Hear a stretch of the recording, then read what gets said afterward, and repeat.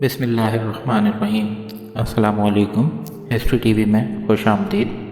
آج ہم قصص الانبیاء کی ایک سیریز شروع کرنے جا رہے ہیں جس میں قرآن کریم میں بیان کردہ انبیاء اور رسل کے واقعات بیان کیے جائیں گے۔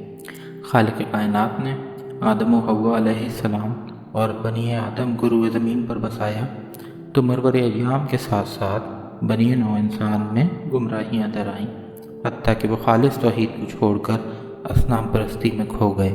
ان کی اس اصلاح کے لیے اللہ تعالیٰ نے پے در پے انبیاء اور رسل علیہ السلام مبعوث فرمائے، جنہوں نے رشد و ہدایت کی راہیں روشن کیں، وحدانیت کا پرچار کیا، گمراہ انسانوں کو رب تعالیٰ کے راستے پر چلانے میں اپنی عمریں کھپا دیں۔ ان نفوس قدسیہ نے انسانیت کو شرک و ضلالت اور بت پرستی کے اندھیروں سے نکال کر خالص توحید کی راہ دکھائی۔ وہ انسانوں کے لیے بشیر و نذیر تھے اور ان کے خیر خواہ تھے۔ وہ ان کی روحانی اور جسمانی علائشیں دور کر کے انہیں پاکیزگی اور صدق و صفا کی زندگی بسر کرنے کی تلقین کیا کرتے تھے۔ وہ گمراہوں کو اللہ تعالیٰ کے غیظ و غضب سے بچانا چاہتے تھے۔ وہ باطل پرستوں کو اللہ اور صرف اللہ کی عبادت کا اور اطاعت کا درس دیا کرتے تھے۔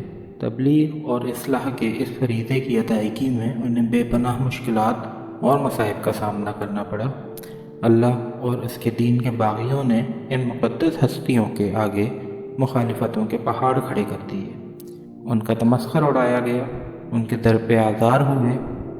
کفر و شرک کے علمبرداروں نے اپنی جھوٹی خدائی قائم رکھنے کے لیے اللہ کے پیغمبروں کو ستانے میں کوئی کسر نہ چھوڑی، اور ابلیس لعین کے اعلی کار بنتے ہوئے انبیاء پر طرح طرح کے مظالم ڈھانے میں کوئی آگ محسوس نہ کی، حتیٰ کہ کسی نبی کو جلتی ہوئی آگ میں پھینکا گیا، کسی کا سر قلم کیا گیا اور کسی کو آرے سے چیر دیا گیا۔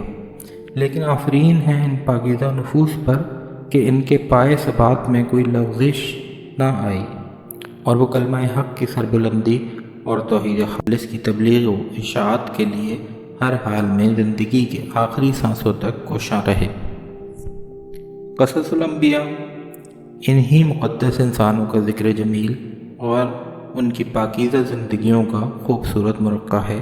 یہ کتاب مشہور مفسر قرآن عماد الدین اسماعیل بن عمر بن کثیر قرشی دمشقی رحمۃ اللہ علیہ کی مشہور تصنیف البدایہ والنہایہ سے ماخوذ ہے، جو امام حافظ ابن کثیر کے نام سے معروف ہیں۔ وہ 700 یا 701 ہجری میں بصری شام میں پیدا ہوئے۔ 5 سال کی عمر میں والد ماجد کے ہمراہ دمشق منتقل ہو گئے، اور حصول علم کے لیے انہوں نے مختلف مقامات کے سفر کیے، اور ابن الفرقہ، ابن عساکر، عفیف الدین الآمدی، جمال الدین یوسف المزی، تقی الدین احمد بن تیمیہ، شمس الدین محمد ذہبی اور شمس الدین اصفہانی رحمۃ اللہ علیہ جیسے شیوخ سے اکتساب فیض حاصل کیا۔ انہیں شیخ الاسلام ابن تیمیہ رحمۃ اللہ علیہ کے ساتھ قربت اور مصابحت کا خصوصی تعلق تھا، جس نے ان کی زندگی پر گہرے نقوش مرتب کیے۔ ابن طاری حنفی رحمۃ اللہ علیہ امام ابن کثیر رحمۃ اللہ علیہ کے بارے میں لکھتے ہیں، انہوں نے علم اور مطالعہ حدیث کو اوڑھنا بچھونا بنائے رکھا، اور وہ فقہ، تفسیر اور حدیث میں ممتاز مقام پر فائز ہوئے۔ حدیث، تفسیر، فقہ عربی زبان میں وسیع الاطلاع اور بے پایہ معلومات کے حامل تھے۔ وہ تاحیات مسند فتویٰ اور مسند درس و تدریس پر مطمئن رہے، اور فی الواقع اس کے اہل بھی تھے۔ امام ابن کثیر رحمۃ اللہ علیہ 774 ہجری میں دمشق میں انتقال فرما گئے۔ انہوں نے تفسیر، حدیث، سیرت، تاریخ وغیرہ میں نہایت گراں قدر اور معرکہ کتب تحریر فرمائی، مثلا تفسیر القرآن الکریم، جامع المسانید، البدایہ والنہایہ، الاجتہاد فی طلب الجہاد۔ یہ حضرت کی چند مشہور کتب ہیں جو یہاں بیان فرمائی گئیں۔